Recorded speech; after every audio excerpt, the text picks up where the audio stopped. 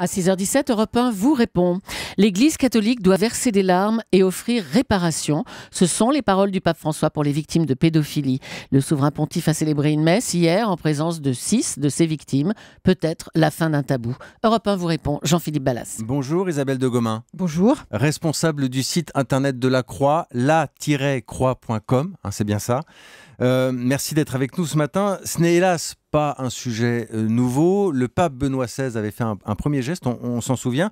Sauf que là, le pape François a eu des paroles assez fortes hier. Il dénonce la complicité inexplicable d'une partie du clergé. C'est un vrai changement de discours. Disons que c'est, on va dire, un pas de plus vers un chemin que fait l'Église catholique depuis effectivement que Benoît XVI a, pour la première fois, je crois que c'était en 2008, accepté de recevoir et de parler avec des victimes de prêtres pédophiles. Là, effectivement, ce qui est nouveau, c'est deux choses, me semble-t-il.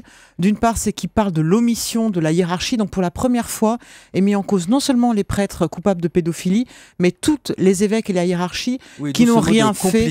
Oui, qui est quand même très fort. Et c'est vrai qu'on a beaucoup dit, il y a des évêques qui ont changé les prêtres de paroisse simplement. Donc, ce qui fait que finalement, ils provoquaient de nouvelles victimes. Donc, ça a été absolument épouvantable comme conséquence. La deuxième chose, me semble-t-il, c'est toute la manière dont il a décrit les conséquences pour les victimes des actes de pédophilie. Et là, il est allé très loin. Il a dit, voilà, les victimes ont eu des tentatives de suicide, les gens ont été blessés, mais à jamais. Il y a eu ensuite des comportements addictifs, etc.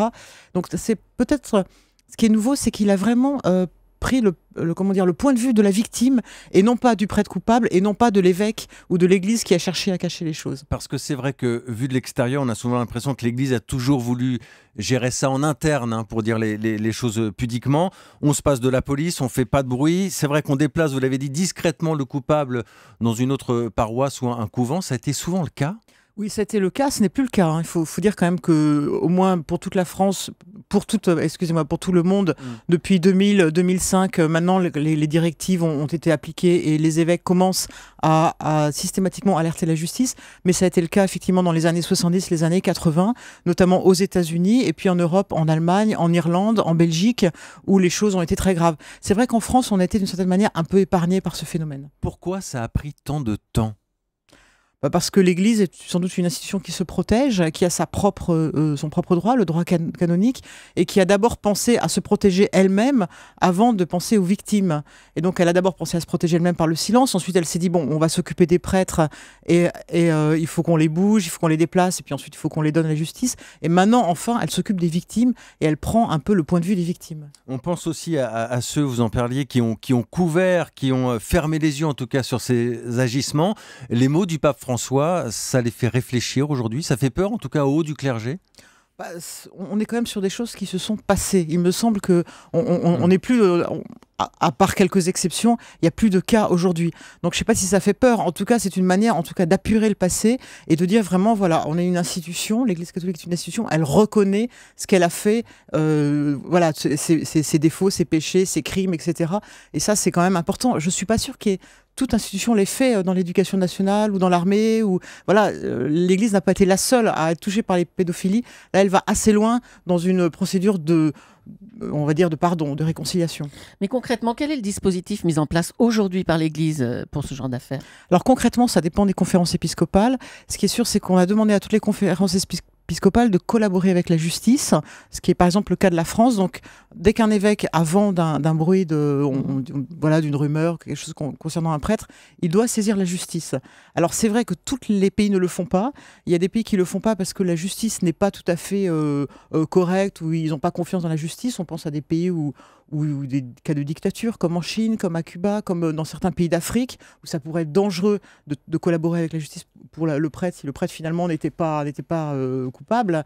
Et puis il y a des pays où effectivement les choses ont du mal à avancer parce qu'il y a encore des structures mentales et culturelles qui ne sont pas mûres. Vous parliez des victimes. Le pape François, c'est vrai, s'adresse à elles directement. Longtemps, elles ont eu l'impression d'être face à un mur.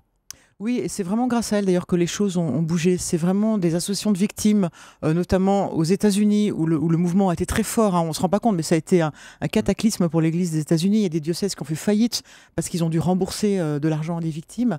Donc c'est vraiment venu de ce mouvement-là aux États-Unis, un certain nombre de victimes qui se sont mis en association et qui ont commencé à condamner l'Église, à aller devant la justice, etc.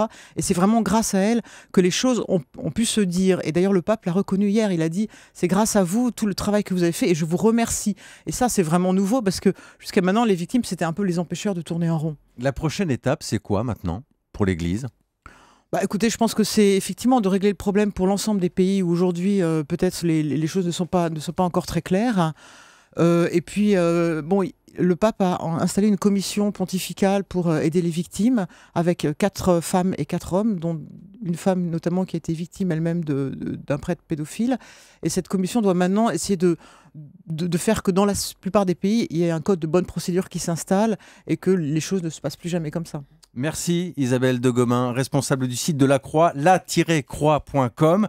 Merci d'avoir répondu à nos questions ce matin sur Europe 1. Bonne journée. Merci.